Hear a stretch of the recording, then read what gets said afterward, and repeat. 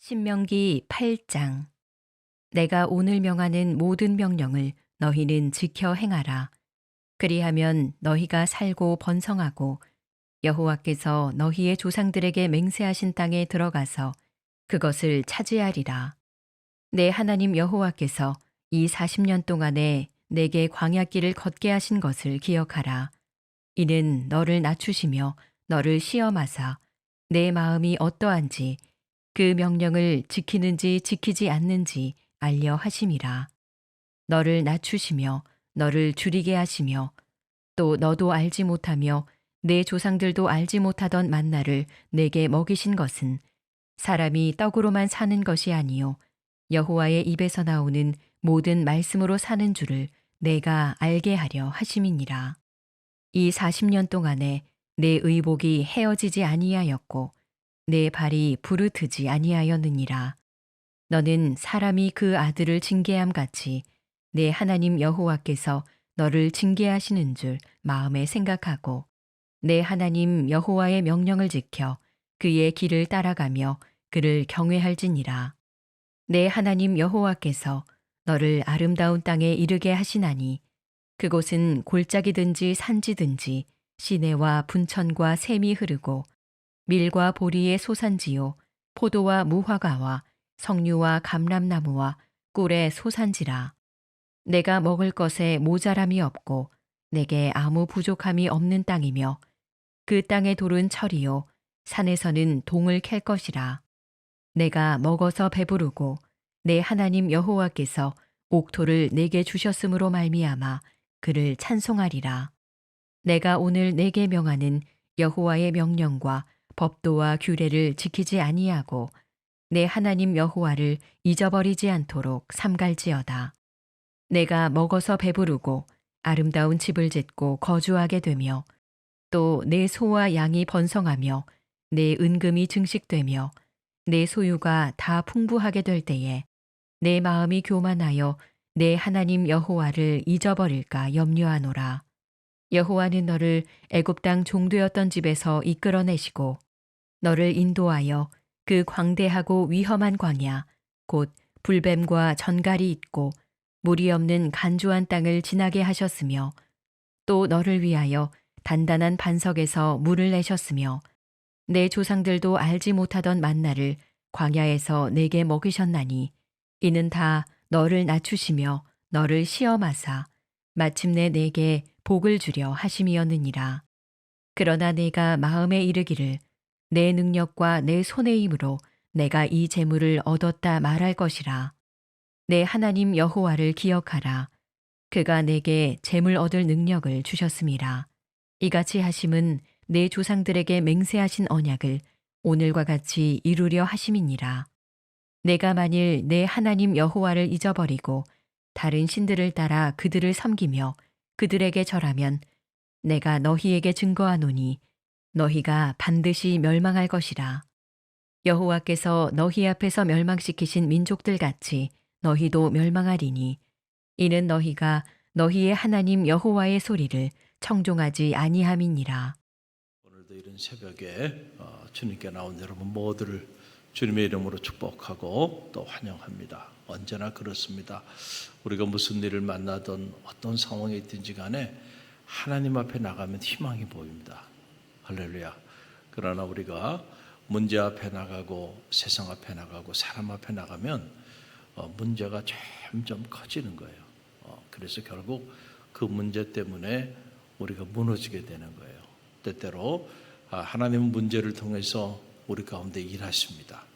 우리가 문제 가운데 하나님 앞에 나가다 보면 어느 순간에 문제보다 크신 하나님이 보이고 또 이 문제를 통해서 일하시는 하나님의 놀라운 세계의 비밀이 보이게 되는 거예요.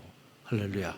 그래서 오늘도 여러 가지 삶의 문제들이 많이 있을 텐데 그럼에도 불구하고 주님께 나온 여러분 모두를 축복합니다. 반드시 희망의 문이 열리게 될 줄로 믿습니다. 하나님은 오늘도 살아계세요. 어떤 문제보다 크신 분이십니다. 절대로 낙심하지 마시고 기도하며 나가면 하나님은 당신의 방법으로 놀라운 일을 행하세요. 이 신명기의 말씀이 참 놀랍죠. 한 한 장 한 장이 참 인생을 어떻게 살아야 하는지, 우리가 어떻게 믿음의 길을 걸어야 하는지, 우리가 어떻게 산지의 주인공이 되어야 하는지, 누가 산지의 축복을 누리며 살게 되는지, 거기에 대한 그 영적인 교본과도 같은 그런 말씀들이에요. 여러분 이 말씀 가슴에 새기고 또 새기시길 바랍니다. 자, 이 신명기 8장 안에 보게 되면은 이런 말씀이 나와요. 자, 꿀과 젖이 흐르는 땅, 그 땅은 정말 비옥한 땅이야. 그 땅은 정말 풍요로운 땅이야. 그 땅은 너희가 기대하는 것보다 훨씬 더 놀라운 땅이야. 여러분, 사람은 미래에 대한 청사진이 있어야 돼요. 머릿속에. 언제나 그렇습니다. 우리가 건물을 줘도 그냥 건물을 막 짓는 게 아니에요. 건물을 짓기 전에 미리 그 건물에 대한 청사진이 있는 거예요. 그렇죠? 그 청사진이 있어야, 아직 건물은 져지지 않았어. 그러나 이미 그 블루프린트라고 말하죠. 청사진이 다 있어야 돼. 그러고 난 다음에 그 청사진을 따라 건물을 짓는 거거든요. 우리의 인생의 미래도 이와 같아요. 여러분의 미래에 뭐가 보입니까 지금? 여러분이 보는 것이 여러분의 미래가 될 줄로 믿습니다. 그래서 꿈이 없는 백성은 망한다는 거예요. 내가 미래에 아무것도 없어. 미래에 대한 그 어떤 청사진도 가지고 있지 않아. 그냥 하루하루 살아. 그럼 그렇게 하루하루 살다가 여러분 생을 마감하는 거예요. 그러나 미래에 대한 여러분의 자녀에 대한 청사진을 가지십시오. 여러분의 가정에 대한, 가문에 대한 청사진을 가지십시오. 갈릴리 교회에 대한 그 청사진을 가지십시오. 여러분, 그럴 때 여러분 그걸 날마다 바라보고 그걸 위해서 기도하고 그걸 생각하고 그걸 묵상하는 사람은요, 어느 순간에 그리로 가 있습니다. 그거예요. 그래서 우리가 이걸 다른 말로 비전이라고도 말을 하는 거잖아요.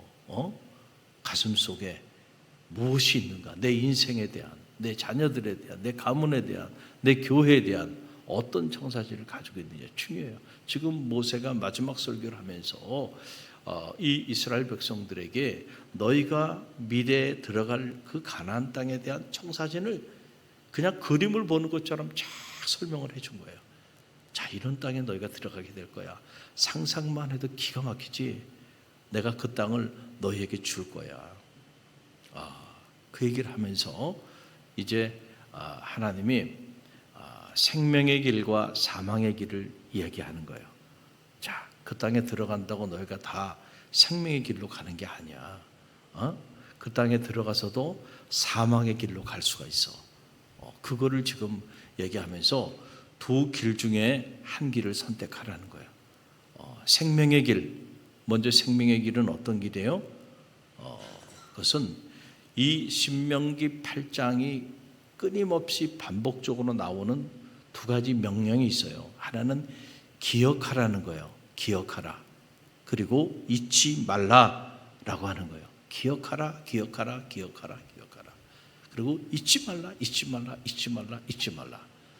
너희가 그 땅에 들어가면, 그 아름다운 땅, 그 놀라운 축복의 땅에 들어가서 살게 되면 그때 절대로 잊지 마라. 절대로 너희가 망각하지 말고 기억해. 그 무엇을 기억하라고 하시는 걸까라고 하는 거예요. 자, 이 8장에 보게 되면 하나님께서 내가 왜 광야 40년 동안 너희를 이 광야길을 걷게 하였는지 하나님이 당신의 그 마음을 여과 없이 다 드러내 보여주십니다. 너희가 왜 이 광야길을 너희가 지나왔는지, 내가 왜 너희를 이곳으로 이렇게 인도했는지 그 이유가 있어. 그 이유를 너희는 절대로 잊어먹으면 안 돼. 그 얘기를 하는 거예요. 지금 2절 말씀 보세요. 그 첫 번째가 뭐냐면 2절 함께 읽어봅니다. 내 하나님 여호와께서 이 40년 동안에 내게 광야 길을 걷게 하신 것을 어떻게 하라? 기억하라. 이는 너를 낮추시며 너를 시험하사 내 마음이 어떠한지 그 명령을 지키는지 지키지 않은지 알려 함이라. 말씀 그대로 띄어나 보세요. 2절 말씀. 자, 여기 보게 되면 40년 광야를 내가 너에게 걷게 한 이유가 있어. 하나님이 아무런 목적이 없이 아무 이유 없이 이스라엘 백성을 광야 40년 동안 헤매게 하시지 않았다는 거예요. 그 하나님의 선하신 목적이 여기 드러나요. 자, 그 목적은 뭐냐면 이는 너를 어떻게 하기 위한 거예요?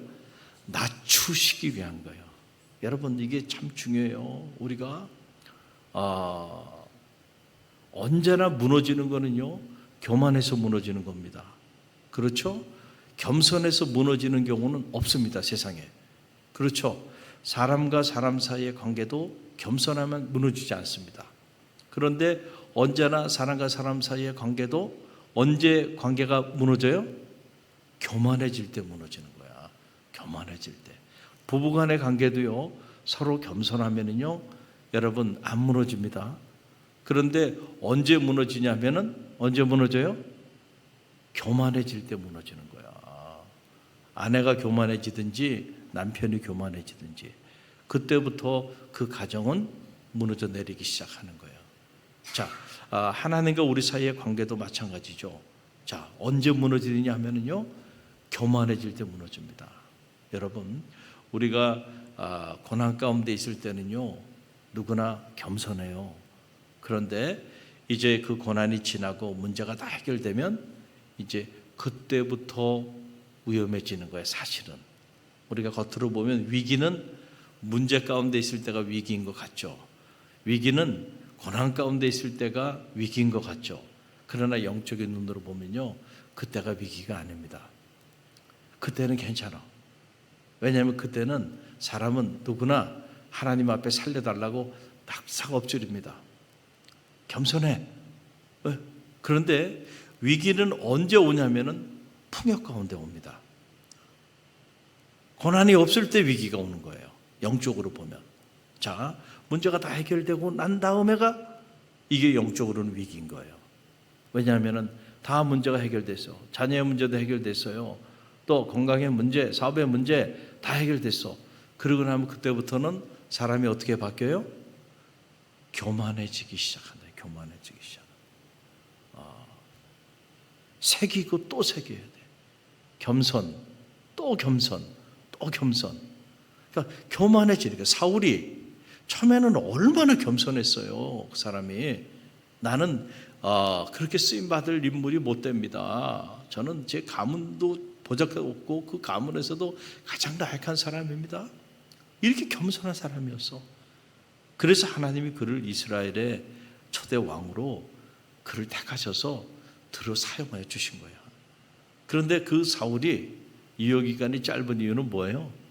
그렇게 겸손했던 사울이 이제 하나님이 그에게 직분도 주고 그를 보좌 위에 쫙 높이 세웠어요. 그리고 이스라엘을 축복하여 주셔서 승승장구하기 시작하니까 그때부터 사울이요, 야, 사람이 이렇게 바뀌네? 교만해지기 시작해요. 그게 주의 종 사무엘이 그렇게 하나님의 말씀을 대언하는데도 한 귀를 듣고 한 귀를 흘러버리네. 이야, 결국은 하나님이 더 이상은 안 되겠다. 그래서 촛대를 옮겨버린 거예요. 그래서 완전히 멸문지화를 당한 거예요. 끔찍하게 죽어 넘어간 겁니다, 집안 전체가. 하나님 촛대를 옮겨버리니까. 근데 그 목적은 다른 게 아니에요. 교만해져서 그래, 교만해져서. 언제?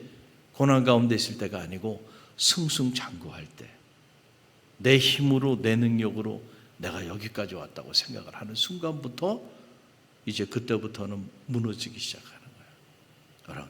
자, 광야 40년을 지나게 하신 그 목적의 가장 첫 번째 되는 목적이 너를 낮추기 위함이라는 거예요. 그럼 그 얘기는 무슨 말이에요? 너희가 아직은 교만해. 너희가 이렇게 교만한 상태로 바로 꿀과 젖이 흐르는 그 놀라운 축복의 땅에 들어가면 그 순간에 너는 내 힘으로 여기 왔는 줄 알고 하나님 잊어버리고 교만하게 살 거야. 그러면 그 땅이 너에게 생명의 길이 아니고 사망의 길이 될 거야. 내가 그 가나안의 7 부족들을 다 진멸한 것처럼 너희도 똑같이 진멸할 거야. 그 말씀이 신명기 8장의 말씀이에요. 또 두 번째, 내가 이렇게 광야 40년을 지나게 한 첫 번째 목적은 너를 낮추기 위한 거예요. 또 하나는 뭐예요? 너를 시험하사 내가 정말 너 마음속에 나의 계명을 지킬 의향은 있는지 없는지 그걸 한번 내가 들여다보고 싶어서 그런 거야. 그 얘기 그럼요. 자, 하나님은 때때로 우리를 시험하시기도 하세요. 우리 뭘 시험하세요? 다른 걸 시험하는 게 아니고 우리의 믿음을 시험하십니다. 할렐루야.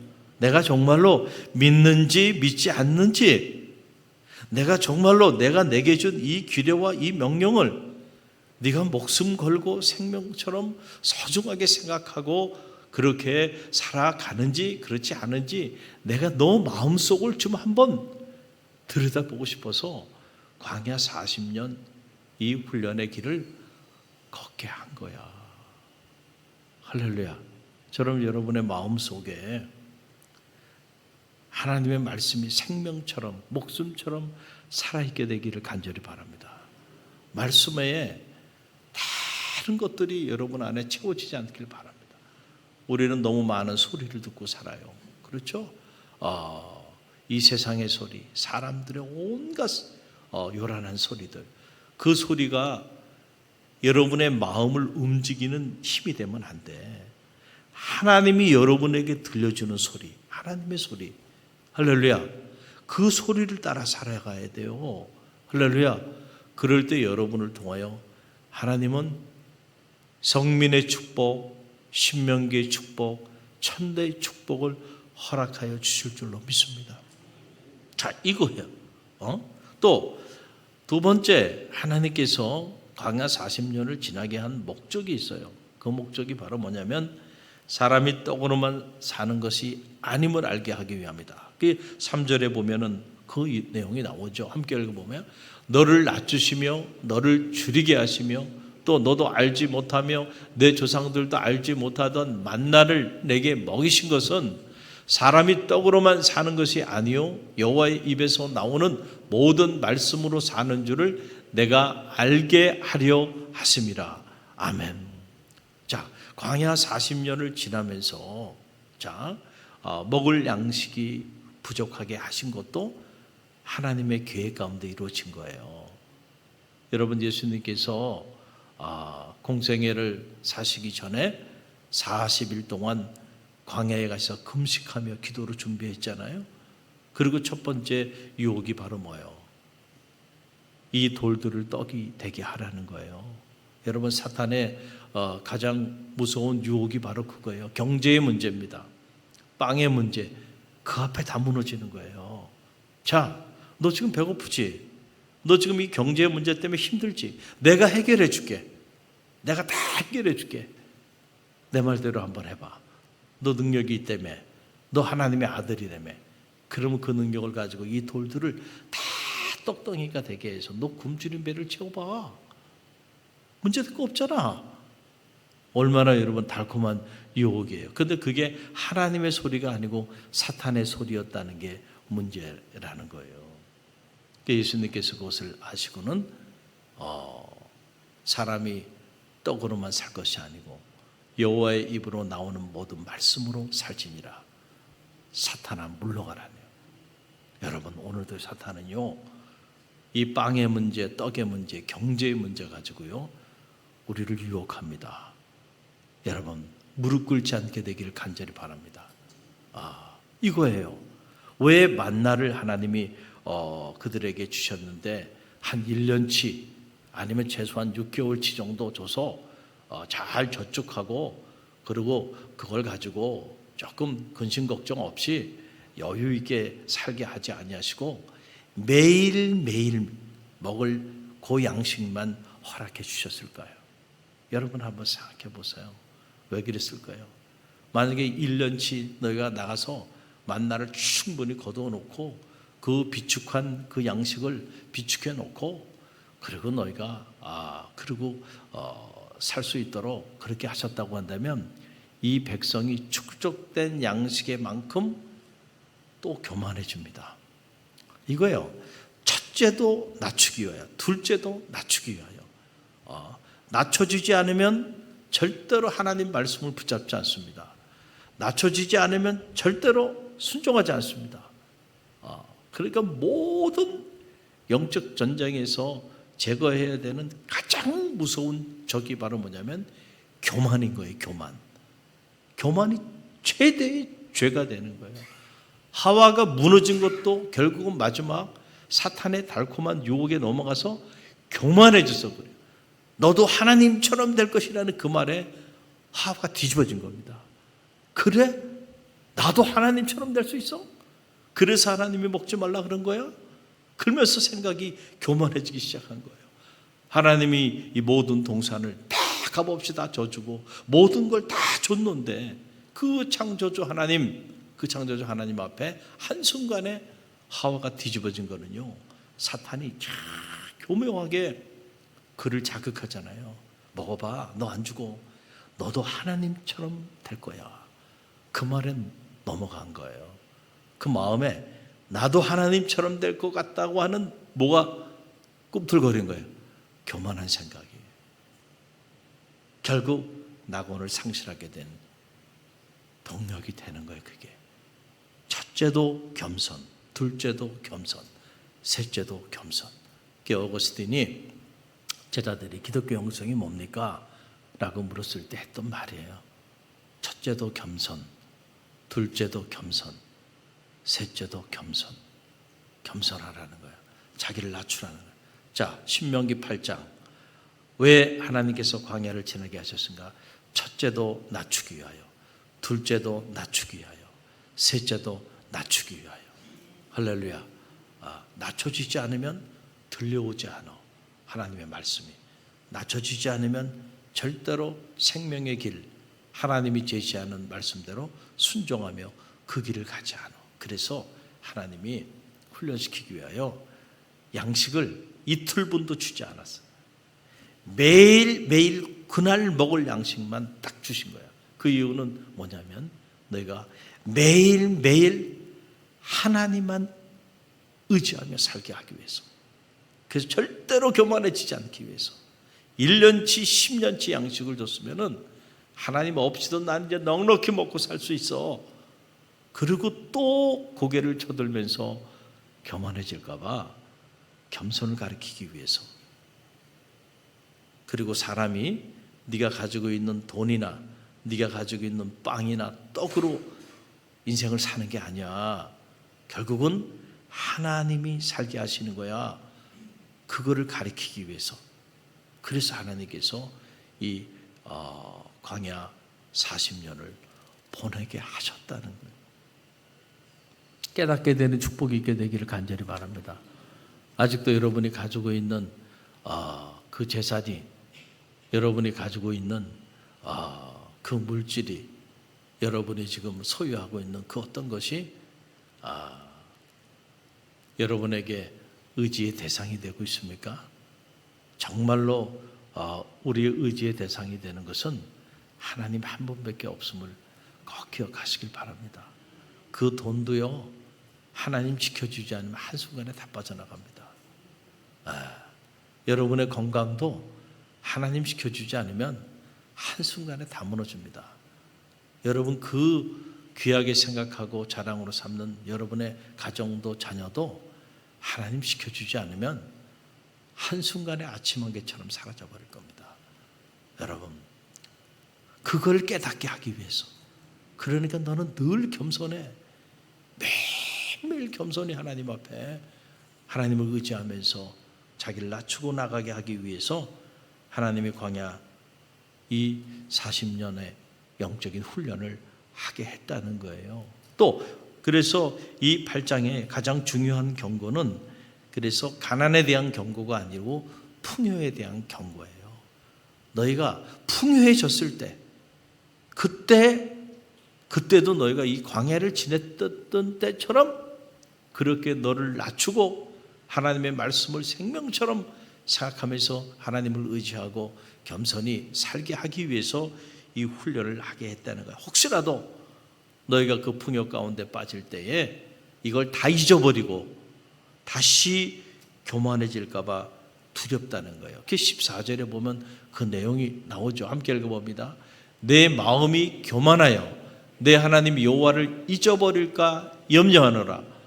여호와는 너를 애굽 땅 종되었던 집에서 이끌어내시고. 하나님의 염려가 있어요. 하나님의 염려는 다른 염려가 아니에요. 교만해져가지고 마음에 그 풍요의 땅에 들어가게 되면 교만해져가지고 여호와 하나님을 잊어버리게 될까. 그게 두렵다. 그게 염려가 된다. 그러니까 지금 광야의 때가 아니고 축복의 산지에 들어가게 되었을 때 너희가 내 마음이 교만해져서 하나님을 잊어버리면서 오늘 누리는 풍요가 다 내 힘으로 내 능력으로 누리는 것이라고 그렇게 교만하게 생각하며 살아갈까 봐. 그게 두렵다. 그래서 40년 훈련시켰다는 거예요. 그러니까 절대로 종되었던 곳에 너를 이끌어낸 그 여호와 하나님을 잊지 말라. 계속 반복해서 이 말을 하는 거예요. 그래서 17절 말씀 보세요. 함께 읽어봅니다. 그러나 내가 마음에 이르기를 내 능력과 내 손의 힘으로 내가 이 재물을 얻었다 말할 것이라. 참 어떻게 보면은 하나님도 안타까우세요. 하나님도 안타까우세요. 내가 너희를 40년 동안 이렇게 훈련시켰어. 그리고 마지막 모세를 통하여 내가 이런 말씀을 너희에게 다 전달해 줬어. 그런데도 너희가 그 축복의 땅에 가면 너희는 변질될 거야. 너희는 그 땅에 가면 교만해질 거야. 너희는 또 그 땅에 가면 다 잊어버릴 거야. 무서운 얘기예요. 하나님은 그거를 내다보시면서도 이 말씀을 또 하시네. 참 하나님의 마음이 이렇게 와닿는 그런 대목이에요. 내 능력과 내 손의 힘으로 내가 이 재물을 얻었다 말할 것이라. 저는 여러분의 인생이 하나님의 염려의 대상이 되지 않게 되기를 간절히 바랍니다. 기쁨의 대상이 되세요. 할렐루야. 그리고 하나님께서 저에게 어떤 축복을 주시든 절대로 교만하지 않겠습니다. 제가 아무리 높이 올라가도요, 오직 하나님의 영광을 위하여 쓰임받기를 원합니다. 할렐루야. 다윗이 유효기간 길게 쓰임받은 거는요, 하나님이 통일 왕국 시대에 가장 높은 자리에 그 정점에까지 올려줬는데, 그런데도 다윗이요 교만하지 않았어. 물론 다윗이 한두 번 실수는 했죠. 그 자리에 딱 올라가게 되니까 세상이 두려울 게 없어요. 전쟁이 나도 전쟁터에 나가지 않아도 돼. 이제 다윗이 부하 장수들 내보내면 돼. 그리고는 다 여유 있게 거닐다가 저 우리아의 아내 밧세바가 목욕하는 모습을 보고 그리고는 탐심이 생겨서 유격이 억제하지 못하고 그 여인을 범하게 되잖아요. 여러분, 언제나 무너지는 거는요, 여러분 이렇게 정점에 이르렀을 때, 한가할 때, 여유가 생겼을 때, 그때 무너지는 거라니까. 그러나 다윗이 놀라운 건요, 나단 선지자가 와가지고요, 자기의 죄를 그대로 그 면전에서 지적했을 때, 바로 당신입니다. 그 인간이 바로 당신입니다. 라고 말했을 때요, 죄를 뒤집어 쓰고 통곡하며 참회하며 살려달라고, 내가 죽일 놈이라고, 내가 죄 가운데 있는 사람이야. 여러분, 잘못을 저질르긴 했어요. 정점에 올라가서 우리아의 아내 밧세바를 범하고, 그리고 충신 우리아를 전쟁터에 나가 살인 교사죠. 그리고 간음죄를 범한 거예요. 나쁜 사람이에요. 그런데도 다윗이 살 수 있었던 건요, 바짝 엎드립니다. 살려달라고. 주의 영이 나를 떠나지 말아달라고. 촛대를 옮기지 말아달라는 거 아니에요. 내가 죄 중에 태어나서 죄 가운데 있습니다. 우슬초로 나를 씻기소서. 내가 정하리이다. 그러면서 통곡하며 눈물로 참회하며 나가잖아요. 그게 살 길이 열린 거야. 할렐루야. 우리가 때때로 교만해질 수 있어요. 그러나 그때에 여러분 하나님의 소리가 들려오면은요 어떻게 해야 돼요? 다윗처럼 바짝 엎드러져야 돼. 하나님, 제가 교만했네요.